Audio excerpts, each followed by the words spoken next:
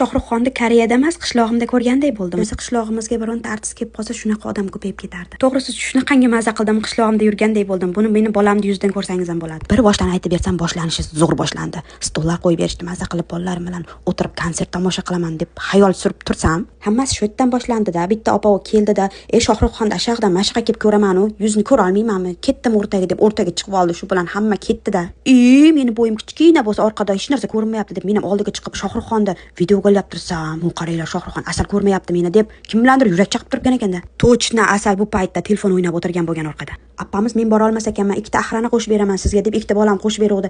Vaqtingiz tugadi, omma ketdik deb qolsa bo'ladimi? Shohruxxonni ham ko'rdim, enamni ham ko'rdim. Ketsak ketaveramizda bolalarim deb ketyap tursam, yo'q, omma endi bizni kutasiz deb bu yoq o'ynagani ketib qolsa bo'ladimi? Uzoqdan turib bolalarimni ham kuzatdim, boshqa davlatlarda bayramlarni ham kuzatdim. Nima boshqa davlat odamlari Koreyada yo'q deganimi yo bayramini ko'rishga kelmadi deganimi? Men hech narsani tushunmadim. Sizlar biror nima tushungan bo'lsanglar, kommentga yozib ketinglar to'g'risi.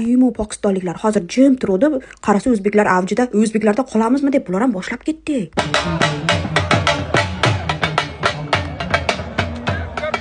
Baribir o'zbeklarga yeta olmaysizlar, o'zbeklar hamma narsada birinchi aktiv bo'ladi deb o'ylanib tursam, bir mahal pokistonlik bitta aka, "Bu yoqqa deb qizimni chaqirib turib bosh beryapti-da.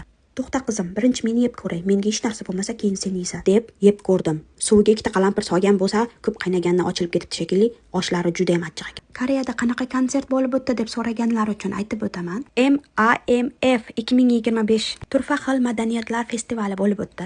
Boshqa davlatlarga qaraganda O'zbekistondagi eng sho'xi, eng qizig'i, eng aktivi bu O'zbekiston bo'ldi. Agar kelmaganimda armonda qolarkanman. Juda ham yoqimli va esda qolarli bo'ldi. Aynan bu festivalga Shohruxxon bilan Shahlo kelgani yana ham zo'r bo'ldi. Menimcha bayramga kelgan o'zbeklar hech ham afsuslanmadi deb o'ylayman. 1-2 soatga bo'lsa ham vatanimizni his qilganday bo'ldik.